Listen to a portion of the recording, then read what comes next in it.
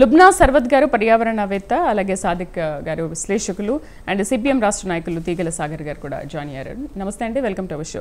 Right, Sadiq గారు నమస్తే అండి. సార్, ఏంటి అసలు హైడ్రా అనేది ఎప్పుడు మొదలైంది అనుకోవచ్చు? ఎందుకంటే అందరూ ఇప్పుడు ప్రభుత్వం వచ్చి ఇప్పుడు హైడ్రా అంటుంది, కానీ అది ఎప్పటి నుంచో ఉందని కూడా మాట్లాడుతున్నారు. సో సార్ చెప్పినట్టు నిజంగా 73 నుంచే హైడ్రా ఇలాంటి చర్యలు తీసుకుంటుంది. అండ్ ఈ ల్యాండ్ కబ్జాలు అనేది అప్పటి నుంచి నడుస్తున్నాయని అంటున్నారు. బట్ తీసుకున్న వాళ్ళు ఏంటంటే అసలు మేము అన్ని అనుమతులు తీసుకొని అన్ని పర్మిషన్స్ తీసుకున్న తర్వాత మేము అక్కడ నిర్మించుకున్నామని అంటున్నారు. మీ ఇష్టం, ఒకవేళ ఉంటే తీసేసుకోండి, లేకపోతే మాకు ఉంచండి అని అంటున్నారు. నిజంగా ఒకవేళ అనుమతులు ఉండి కూడా వాళ్ళు తీసుకుని ఉంటే అది ఒకవేళ కూల్చి వేస్తే కనుక ఏంటి పరిస్థితి? ఎవరు లాస్ అవుతున్నారు అక్కడ? ఇక్కడ అంటే ఒక సామెతను చూడండి, తలా పాపం తిలాపిడెక్కడు అన్నట్టుంది. అంటే ఇక్కడ పైన ఉన్నటువంటి అధికారం, రాజకీయ నాయకులు, కింద ఉన్నటువంటి బ్యూరోక్రాట్స్, వీళ్ళిద్దరూ కూడా ఏకమైపోయారు.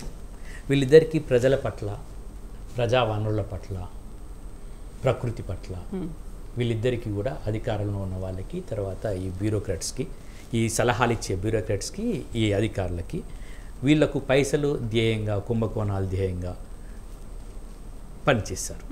వీళ్ళు ఉండడం వల్ల ఏం జరిగిందంటే ఈ అనుమతులన్నీ కూడా ఒక ఏదంటే ఇచ్చేసేయాలి అంతే. సరే, ఆయన మంత్రికి సంబంధించిన ఆయన, ఈయన ఇంకో సంబంధించిన ఆయన ఇంకో మొదలుపెట్టారు. ఇక్కడ మొదలుపెట్టి అనుమతులు అనేవి షరామామూలే, అనుమతులు అనేటివి చెక్ చేసి చూసి ఇవ్వకుండా షరామామూలే అనే పరిస్థితికి దిగదార్చారు.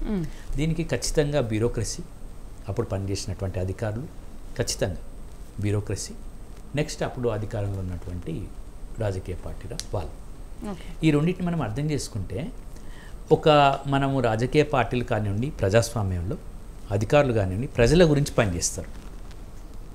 ఇక్కడ వాళ్ళు రివర్స్లో పనిచేస్తారు అన్నట్టు. రివర్స్ అంటే వీళ్ళు ప్రజల గురించి పనిచేయలేదు, వాళ్ళు తమను తాము దోచుకోవడం కొరకు, అంటే ప్రజల్ని దోచుకోవడం కొరకు పనిచేస్తారు. ప్రభుత్వంలోకి వచ్చాం కాబట్టి మీ మీద దోచుకుంటాం, అంటే ప్రభుత్వంలోకి రావడం, దోచుకోవడం, అంటే నాలాలు, కబ్జాలు, అంటే ఒక ఏదైతే మన రాజ్యాంగం కానివ్వండి, చట్టాలు కానివ్వండి, వీటి మీద ఎటువంటి వాళ్ళకి అంటే అమలు చేయాలి, ఇవి ప్రజల గురించి తీసుకొచ్చిన చట్టాలు అని వాళ్ళకే లేనప్పుడు, వాళ్ళకి లేకుండా ఏం చేశారంటే నెమ్మదిగా వీటిని ప్రశ్నించే వాళ్ళ మీద. ఇప్పుడు మన దగ్గర యాక్టివిస్టులు ఉన్నారు, మీరు ఇప్పుడు యాక్టివిస్టులు ఉన్నారు, ఇంకా ఇప్పుడు మనతో పాటు ఉన్నారు. ఆమెను అడిగితే ఇంకా చాలా క్లియర్గా చెప్తుంది ఎంత కష్టపడిందంటే, హైకోర్టులో కష్టపడింది, అక్కడికి తీసుకెళ్ళి పిటిషన్స్ కష్టపడింది, ఇక్కడికి తీసుకెళ్ళి కష్టపడింది, వాళ్ళని ఎవరిని పట్టించుకోలేదు. ఆమె ఎప్పటి నుంచో ఆమె కష్టపడుతుంది. అంటే ఏం జరుగుతుంది ఇక్కడ? ప్రశ్నించే వారిని, ఈ చట్టాల గురించి ప్రశ్నించే వాళ్ళని, వీళ్ళను ఏం చేసిందంటే వాళ్ళని వేర్పాటువాదులుగా చిత్రీకరించి దే ఆర్ నథింగ్ ఫర్ అని చెప్పేసి ప్రభుత్వం ప్రశ్నించొద్దు, ప్రశ్నించడం కూడా చట్టబద్ధంగా ప్రశ్నించారు. ఈ చెరువులను కాపాడుకుందాం, ఈ నాళాలను కాపాడుకుందాం, ఈ బఫర్ జోన్లను కాపాడుకుందాం, వీటిని కాపాడుకుందాం అంటే వాళ్ళని చంపేశారు. కొంతమంది మీద కేసులు పెట్టారు, కొంతమంది మీద, యాక్టివిస్టులు అందరి మీద చేసేస్తారు. అంటే ఒక పౌర సమాజం లేకుండా, పౌర సమాజాన్ని ప్రశ్నించకుండా చేసి ఇప్పుడు అధికారంలో ఉన్న వాళ్ళు ఏం చేస్తున్నారంటే ఏదో ఒకటి చేయాలి. ఇప్పుడు లాస్ట్లో మేము గత ప్రభుత్వం 10 సంవత్సరాల క్రితం కూడా చూసాం, టక్మని ఒక ఆలోచన వచ్చేసింది, ఒక కూల్చడం మొదలుపెట్టారు.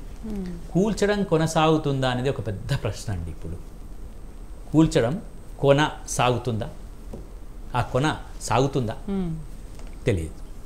ఎందుకంటే నేను ఈ మధ్య ఇంటర్వ్యూస్ చూస్తున్నాను, ముఖ్యమంత్రి గారు స్వయంగా మాట్లాడుతున్నప్పుడు హైడ్రా ఎక్కడ పరిమితం అవుతుంది, మరి మిగతా జిల్లాల వాళ్ళు ఓడుతున్నా అంటే ఇప్పటికైతే హైడ్రా ఇక్కడికే పరిమితం. చెప్పండి, నేను దమ్ముందా మీకు? ఎస్, తెలంగాణ తర్వాత కరీంనగర్ అటువైపు కూడా ఇది చెప్పాలి కదా. చెప్తే ఏమవుతుంది ఒక వార్త అయితే వచ్చింది, వీరు చెప్పాలి కదా. వీరు చెప్తే ఏమవుతుంది, ఆ వార్త వస్తుంది, ఇంకా కబ్జా ఆగిపోతాయి.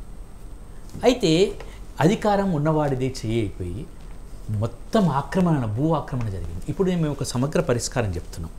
ధరణి మీద మేము సర్వే చేసినప్పుడు కానీ, ధరణి మీద మాట్లాడినప్పుడు కానీ భూ సమగ్ర సర్వే కావాలి. భూమి అంటే మొన్న మా కొత్త రెవెన్యూ చట్టంలో భూమి అంటే ఓన్లీ సాగు చేసుకునే భూమి కాదు, గుట్టలు, నదులు, పరివాహక ప్రాంతాలు, చెరువులు, కుంటలు, భూమి అంటే డిఫైన్ చేయమన్నాం మేము. మొన్న ఒక ముసాయిదాన్ని తీసుకొచ్చింది గవర్నమెంట్, 23వ తారీఖు వరకు అందరినీ ఇవ్వమని చెప్పింది. దాంట్లో భూమిని ఈ విధంగా డిఫైన్ చేయమని చెప్తున్నాం. కుంటలు, నదులు, గుట్టలు, ఇవి రాయకపోతే వీటిని తరలించకపోదామని. భూమిని అట్లా డిఫైన్ చేయండి. డిఫైన్ చేసి భూమిని ప్రతి ఇంచు భూమిని కొలుతాం. ఇంచు భూమిని కొలవాలి. అది రాష్ట్రం అంతటా ఒక ఉద్యమంలా జరగాలి. ఏవి మనకు వాటర్ పాయింట్స్, ఏవి నిలువలు, తర్వాత వాటి పరివాహక ప్రాంతం ఏంటి, ఆ పరివాహక ప్రాంతంలో మన బఫర్ జోన్ ఉన్న ఎంత అనేది ఒక సమగ్రమైనటువంటి ఒక శ్వేతపత్రాన్ని గవర్నమెంట్ విడుదల చేయాలి. ఫస్ట్ చేయాల్సింది. గవర్నమెంట్లో ఉన్నారు కదా, చేయండి ఈ విషయం, చేయండి అని చెప్తే చెయ్యరు. కొన్ని వందల కోట్లు ఏదో ఖర్చు అవుతుంది అంటున్నారు. ఖర్చు కానివ్వండి, ఒకసారి ఖర్చు అవుతుంది అంటే యుద్ధం జరుగుతుంది అంటారు, కానివ్వండి, కురుక్షేత్రం కానివ్వండి, ఎప్పుడో ఒకసారి జరగాల్సిందే కదండి, ఎప్పుడో ఒకసారి జరగాల్సిందే కదా, ఎప్పుడో ఒకసారి. అయితే మేము ఏమంటున్నాం అంటే దీన్ని బేసికల్గా ఇప్పటికైనా ప్రభుత్వం చిత్తశుద్ధితో కొనసాగించాలంటే ఒక శ్వేతపత్రాన్ని విడుదల చేయాలి. ముందు హైదరాబాద్ నుంచి ప్రారంభమై మొత్తం రాష్ట్రం అంతటా విస్తరించాలి.